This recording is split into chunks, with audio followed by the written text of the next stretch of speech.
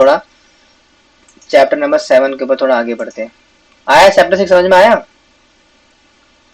योगी योगी भाई समझ में आ तो रहा है ना? मैं वैसे पूछ नहीं पा रहा हूँ क्योंकि देखो टेस्ट वेस्ट का तो एक ही साथ लेने का प्रयास है, लेकिन देखो कहते हैं ना अपनी खुद की वो है इसमें, क्या बोलेंगे क्या बोलते हैं उसको, कि अपना खुद का कैसे बोलेंगे उसको कि ईमानदारी, अपने खुद की ईमानदारी की भैया कितना समझ में आ रहा है। देखो मेरा काम तो पढ़ाना है, ठीक है। मेरा क्या जाने वाला है, मेरा तो मैंने तो बहुत पहले से पढ़ भी लिया, पढ़ा भी रहे हैं, खुद भी पढ़ते हैं, तो मेरा तो उसमें कोई ज्यादा नुकसान है नहीं। आप ही को होना चाहिए कि आगे बढ़ करके सीखना पड़ेगा क्योंकि गीता अगर आपने समझ ली ना तो ना एक लाइफ का बहुत ही, मैं ऑनेस्टली स्पीकिंग, एक लाइफ को देखने का नजरिया बदल जाता है।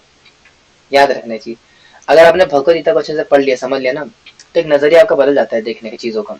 पंडिता समदर्शिना हो जाते हो आप। इसीलिए इट इज वेरी इंपॉर्टेंट कि आप भगवद गीता को अच्छे से समझो, ठीक है। बाकी समझाने का काम तो हम कर ही रहे हैं, अब समझने का काम वो खुद ही करना पड़ेगा, ठीक है। तो चैप्टर 7 स्टार्ट करें फिर। लेके प्रभु का नाम वैसे तो ले रखा है, सबसे ले रहे हैं। Chapter number 7, the knowledge of the absolute, अगर हिंदी में बोला जाए तो भगवत ज्ञान।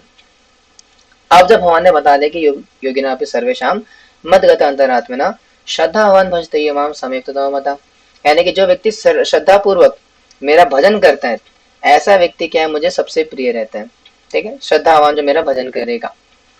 लेकिन आप यह भजन क्यों करे, सवाल आता है ना, आपका भजन क्यों करे? तो उसके पीछे क्या सिद्धांत है, यानी कि why should you worship you only. तो वो भगवान अब यहाँ से बताना शुरू करेंगे कि why worship me and how to worship me. और यहाँ से हमारा सेकंड सेक्शन स्टार्ट हो रहा है गीता का, दैट इज भक्ति योगा। अभी तक क्या हो रहा था, निष्काम कर्म कर्म योग चला था, कर्म योग ज्ञान और सांग योग चला था। यहाँ से जो 7 से लेके 12 जो चैप्टर हमारे, ये भक्ति योग को सेंटर में लेकर के चलते हैं। किस प्रकार से भगवान की भक्ति करनी है, भगवान की भक्ति क्या होती है, भगवान की भक्ति क्यों करनी चाहिए, भगवान का तत्व क्या है। यहाँ से स्टार्ट होगा, थोड़ा मुश्किल चैप्टर है, ठीक है, थोड़ा सा कॉन्सेप्चुअल होगा, थोड़ा सा मुश्किल चैप्टर ये वाला चैप्टर है, तो इसलिए थोड़ा कान खोल के आंख खोल के समझ लेना, ठीक है। थोड़ा मुश्किल है पहले बता रहा हूँ, ठीक है। ठीक है, स्टार्ट करते हैं। भगवान कह रहे पहला वर्ष कि श्री भगवान वाचा मया सक्ता मना पार्थ योगम युञ्जन्मदाश्रयात् असंशयं समग्रं मां यथा ज्ञास्यसि तक्षिणु। The Supreme Personality of Godhead said, now hear, O son of Pritha, how by practicing yoga in full consciousness of me, with mind and attached to me, you can know me in full free from doubt. कह रहे हैं श्री भगवान ने कहा है पृथा पुत्र, अब सुनो कि तुम किस तरह मेरी भावना से पूर्ण होकर और मन को मुझ में आसक्त करके योगाभ्यास करते हुए मुझे पूर्णतः संशय रहित जान सकते हो। कहने कि भगवान अब साफ साफ बता रहे कि भैया अब जानो, अब now I am teaching you, I am telling about how you can reach me. अभी तो बता दिया मैंने लास्ट वर्स के अंदर 6 चैप्टर के क्या, कि सारे योगी में श्रेष्ठ कौन है, जो कि मेरा श्रद्धा पूर्वक भजन करता है। लेकिन भजन करना कैसे है, उसकी विधि क्या है, वो मैं आपको चैप्टर में बताने वाला हूँ, ठीक है। तो भगवान बता रहे, क्या बता रहे कि ज्ञानम तेहम सविज्ञानम इदम वाक्ष्यामशेषते यज्ञात्वा नेह भूयन्य यज्ञात्वं विशिष्यते। I shall now declare unto you in full this knowledge, both phenomenal and numinous. This being known, nothing further shall remain you for to know. कह रहे हैं, कह रहे हैं, अब मैं तुमसे पूर्ण रूपेण से व्यवहारिक तथा दिव्य ज्ञान कहूंगा।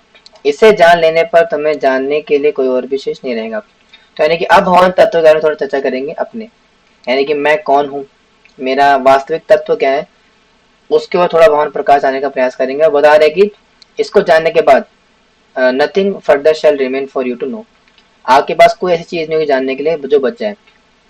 यानी कि ये जो तत्व मैं बताने वाला हूँ आपको, ठीक है, इसको जानने के बाद ऐसा समझ लो कि यू हैव गॉट एवरीथिंग, आपके पास सब कुछ मिल चुका है, because this knowledge is the complete knowledge, ठीक है। और इस नॉलेज को प्राप्त करने के लिए कौन कौन कैसे कैसे आते हैं वो बता रहे हैं नेक्स्ट वर्स के अंदर। कह रहे मनुष्यानां सहस्रेषु कश्चित् तदति सिद्धये यततामपि सिद्धानां कश्चिन्मामेति तत्त्वतः। Out of many thousands among men, one may endeavor for perfection, and of those who have achieved perfection, hardly one knows in truth. कह रहे हैं कि कई हजारों मनुष्यों में से कोई एक सिद्धि के लिए प्रयत्नशील होता है और इस तरह सिद्धि प्राप्त करने वालों में से विरला ही कोई मुझे वास्तव में जान पाता है। तो यानी कि अर्जुन भगवान अर्जुन से कहने वाले हैं कि मैं आपको बताने तो वाला हूँ कि मेरा तत्व क्या है, लेकिन याद रखना कि हजारों हजारों मनुष्य में से कोई एक जा करके मुझे जानने का प्रयास करता है और उनमें से भी कोई एक विरला ही होता है जो कि मैं जान पाता है। यानी कि ब्रह्मांड ब्रह्मिते कोनो भाग्यवान जीव गुरु कृष्ण कृपा पाए भक्ति लता बीज। तो यानी कि जो भक्ति लता का जो बीज है, जो भक्ति है ना, ये भगवान का तत्व जो समझने का प्रयास हम कर भी रहे, ये कोई रेयर चीज को बहुत ही कॉमन चीज नहीं है। आप मत समझना जी हाँ ठीक है आपने गीता बैच बनाया है ना, ऐड चलाया, हम आ गए आपके बैच में सुन रहे बैठ करके, नो नो नो, ऐसा इतना आसान नहीं है, इतना कॉमन चीज नहीं है। मनुष्य नाम सहस्त्र, यानी कि हजारों हजारों मनुष्य में से कोई एक जा करके भगवान के तत्व को जानने का प्रयास करता है। आप लोग प्रयास कर रहे हो ना, तो आप हजारों में से एक हो। फिर उनमें से भी कोई एक विरला होता है जो समझ पाता है। यानी कि यहाँ पे जो 28 मतलब 30-35 जो डिवोटी जितने भी हैं, आप सब तो हजारों में से एक हो, पहले बता रहा हूँ। भगवान बता रहे कि आप सब लोग हजारों में से एक हो जो कि यहाँ तक आए हो भगवान के तत्व को जानने के लिए। अब आप में से भी कोई एक यहाँ हो सकता है, एक से ज्यादा भी, जो कि इस तत्व को जान पाए। इसलिए कह रहा हूँ बहुत मुश्किल है, रेयर है, भगवान भी कह रहे हैं, इसलिए समझना पड़ेगा इसको। समझ में आएगा किसी एक को ही आएगा, किसी कम को ही आएगा, सबको नहीं आता, ये भी याद रखना। और कैसे आता है? भक्ति से आता है ना, भक्तियों में सखा चेती, भक्ति करने से समझ में आते हैं भगवान, और कोई उपाय नहीं है। और क्या समझ में आएगा? ये समझ में आएगा कि भूमि रपो न लो वायु खन मनो बुद्धि रेव च अहंकार इत्येयं भिन्ना प्रकृति दिष्टता। Earth water fire air ether mind intelligence and false ego, all together these 8 constitute my separated material energies। यानी कि पृथ्वी जल अग्नि वायु आकाश मन बुद्धि तथा अहंकार, ये 8 प्रकार से विविध मेरी भिन्न या अपरा प्रकृति है। अब अपने कॉपी पेन लेकर के अपना पेन उठाओ, सामने कॉपी खुली होगी क्योंकि कुछ इंपॉर्टेंट चीजें आने वाली है, मार्क करो। आप में से कितने लोग कॉपी पेन लेके बैठते हो मेरी क्लास में? क्लास के दौरान है में से कोई ऐसा महान व्यक्ति या कोई, क्या बोलेंगे इसको, बहुत ही सिंसियर? अच्छा काफी सारे हैं, कमाल है, मैं तो एक्सपेक्ट नहीं करी थी बात, मुझे लगा था शायद आप भी राम कथा समझ के करते होंगे। अच्छी बात है, होना चाहिए। अगर आपका स्टूडेंट एटीट्यूड रहेगा ना तभी समझ में आएगी चीजें, ठीक है, तो नोट करना चाहिए। तो देयर आर 2 काइंड्स ऑफ प्रकृति, नोट करिए। भगवान के 2 प्रकार की प्रकृति होती है। जी प्रभु जी, फर्स्ट डे, फर्स्ट डे, उसके बाद फिर सोचा हाँ ठीक है ना, आएगा आएगा नहीं आएगा नहीं आएगा, हटाओ क्या इतना सोच। फर्स्ट डे क्यों भाई, हर दिन फर्स्ट डे हमारा, हमेशा प्रयास करना चाहिए, क्योंकि कभी भी कुछ भी आ सकता है इम्पोर्टेंट ना। मान लो कभी मेरा मन हो गया कुछ एक्स्ट्रा बताने का तो बता दिया मैंने, नोट करना आपको जरूरी पड़ेगा, क्योंकि मेरा भी मूड के साथ चलता है। किस दिन मूड होता है कुछ भी नहीं बता के फटाफट निकाल दूंगा। किस दिन मूड होगा तो बच्चे से डिले बताता भी हूँ, तो इसलिए कभी भी कुछ भी आ सकता है, इसलिए रेडी रहना चाहिए आप लोगों को।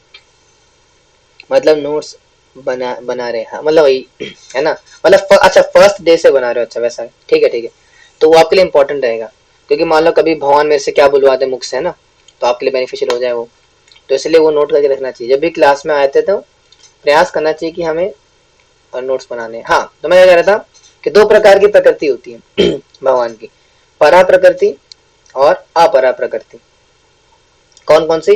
परा और अपरा, यानी कि कैसा बोल सकते हो कि आप इंफीरियर और सुपीरियर।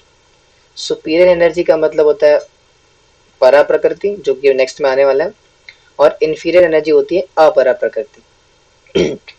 ठीक है, दोबारा बोलूं, यहाँ हो गया इतना आगे समझ में, परा परा, ठीक है। और अपरा प्रकृति के अंदर 8 एलिमेंट्स होते हैं, अपरा प्रकृति के अंदर 8 तत्व होते हैं। ऐसा फ्लो चार्ट बना लो, ऐसा फ्लो चार्ट बना लो, ठीक है, ऐसे मार्क कर लो, प्रकृति मान लो, ऐसे डंडा मार के 2 पॉइंट्स, परा अपरा, और अपरा के अंदर डंडा मार के 8, ठीक है, क्या होंगे? अर्थ water fire air, sorry Hindi बताता हूँ, पृथ्वी जल अग्नि वायु आकाश मन बुद्धि अहंकार। ये जो 8 तत्व होते हैं ये अपरा प्रकृति का विस्तार है। आया क्लियर हुआ? ठीक है, तो ये अपरा प्रकृति का विस्तार होते हैं, ठीक है। तो अब आएगी परा अपरा हो गया, परा बताओ, परा, परा प्रकृति देखते हैं, ठीक है। परा प्रकृति क्या होती है कि अपरिमित पायानम प्रकृति विद्धि में पराम जीवभूत महाबाहो ये दाम धारते जगत। Besides these, O mighty armed Arjuna, there is another superior energy of mind, which comprises the living entities who are exploiting the resources of this material inferior in nature. कह रहे हैं कि हे महाभाव अर्जुन, इनके अतिरिक्त मेरी एक परा प्रकृति भी है या पराशक्ति भी है जो उन जीवों से युक्त हैं जो इस भौतिक अपरा प्रकृति के साधनों का विदोहन कर रहे हैं। तो यानी कि भगवान के दो प्रकार की प्रकृति है, परा और अपरा। परा प्रकृति कौन है? हम जीवात्मा, यानी कि हम जो जीवात्मा है वो भगवान की परा प्रकृति का विस्तार है, पराशक्ति का विस्तार है। और अपराशक्ति का विस्तार है भौतिक जगत। दोबारा बोलता हूँ, यानी कि पूरा जो भौतिक संसार है जिसमें कि जो कि 8 तत्वों से बना है, पृथ्वी जल अग्नि वायु आकाश मन बुद्धि अहंकार, ये भगवान की परा प्रकृति का विस्तार है, अपरा प्रकृति का विस्तार है। और हम जो जीवात्मा है वो परा प्रकृति का विस्तार है, ठीक है। और जो हम है यानी कि हमारी बॉडी और सोल, इसमें परा प्रकृति और अपरा प्रकृति का मिश्रण है। कैसे? हमारे अंदर जो आत्मा है वो किसकी विस्तार है? परा प्रकृति का। और हमारा शरीर किसका बना है? पंच महाभूत का, पृथ्वी जल अग्नि वायु आकाश, है ना। तो उसको क्या बोलते हैं? अपरा प्रकृति। तो हम लोग क्या है? हम दोनों का कॉम्बाइंड फॉर्म है, परा प्रकृति भी और अपरा प्रकृति भी। अंदर आत्मा परा है, शरीर अपरा है, ठीक है। इसकी और डिटेल्स भी ऐसे तो कि किस प्रकार से भगवान की 3 प्रकार की शक्तियां होती है ना, अलादनी संबित। प्रभु जी मेरा क्या कह रहे हो? मेरा मन किसका आएगा? प्रभु जी मन किसका आएगा? मन बताया ना, अपरा, पृथ्वी जल अग्नि वायु आकाश मन बुद्धि अहंकार, ये 8 तत्व होते अपरा, ठीक है। अपरा प्रकृति का विस्तार। और परा प्रकृति का विस्तार कौन है? हम जीवात्मा, ठीक है। तो ये पूरा डिवीजन है। इसके अलावा अगर हम डिटेल में जाएंगे तो और भी चीजें आती हैं कि भगवान की परा प्रकृति के अंदर मतलब सुपीरियर एनर्जी के अंदर आती है आपकी आह्लादनी शक्ति, संवित शक्ति, चित्त शक्ति, है ना, और अंतरंगा शक्ति, बहिरंगा शक्ति, बहुत कुछ आता है। अब इसमें मैं आपको कंफ्यूज नहीं करूंगा, लेकिन आती है अंतरंगा शक्ति, बहिरंगा शक्ति, है ना। भगवान के अलग अलग शक्ति है ना, तो आह्लादनी शक्ति होती है, चित्त शक्ति होती है, संवित शक्ति होती है, अंतरंगा बहिरंगा। फिर अंतरंगा की सारे विस्तार थे, बहिरंगा के अंदर आपका आ गया भौतिक संसार, ठीक है। तो ऐसे कई सारे भगवान की शक्तियां हैं, लेकिन गीता डील करते 2 शक्ति के साथ, परा परा। परा मतलब हम, अपरा मतलब भौतिक जगत, सिंपल सी बात, ठीक है। आगे बढ़ते हैं, आगे कर रहे हैं कि एतदोनीनि भूतानि सर्वाणि तु पधारय अहं कृत्स्नस्य जगता प्रभवाप्यस्तथा। All created beings have their source in these 2 natures. Of all that is material and all that is spiritual in this world, know for certain that I am both the origin and the distribution. ये सारे प्राणियों का उद्गम इन दोनों शक्तियों में है। इस जगत में जो कुछ भी भौतिक तथा आध्यात्मिक है, उसके उत्पत्ति तथा प्रलय मुझे ही जानो, ठीक है। तो भगवान क्या बोले कि जो दोनों प्रकृति है, ये दोनों में जो शक्ति है, ठीक है, आध्यात्मिक है एक और एक भौतिक है। यानी कि परा, एक और मार्क करो, परा प्रकृति को ब्रैकेट में डालो, परा प्रकृति है ना, उसको ब्रैकेट में डालो स्पिरिचुअल एनर्जी या आध्यात्मिक, और अपरा को भौतिक। हालांकि भगवान की सारी शक्ति आध्यात्मिक होती है, लेकिन डिवीजन करने के समझा रहा हूँ। अपरा प्रकृति भौतिक है और परा प्रकृति आध्यात्मिक है। और ये दोनों ही क्या करती है? जगत का निर्माण करती है, और भगवान की इच्छा से ही उत्पत्ति तथा प्रलय होता है।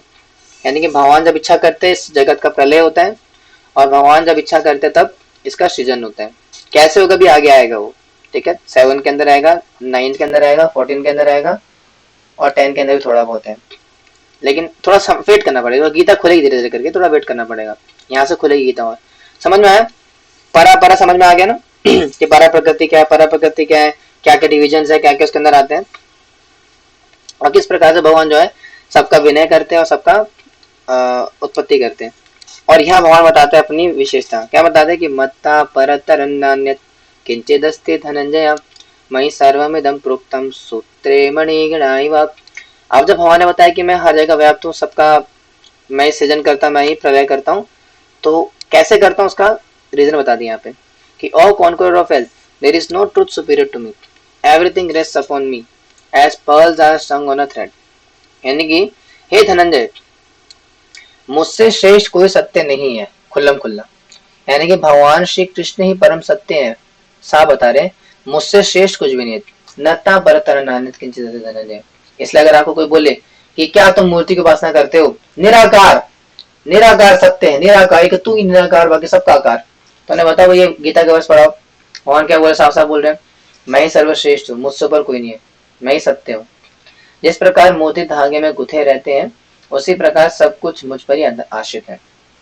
आप सबने माला देखी कभी? माला, माला माता जी नहीं के पता चले बोले प्रभु जी हमारे घर के पड़ोस में रहती है माला, बड़ी सुंदर है कसम से, क्या सुनहरे बाल, काले काले बाल, गोरे गोरे गाल पर। माला मतलब गार्लैंड है ना। तो गार्लैंड में क्या होता है? धागा होता है, धागा होता है गार्लैंड में। माला में धागा होता है, नजर आता है क्या? धागा नजर आता है माले में? नहीं।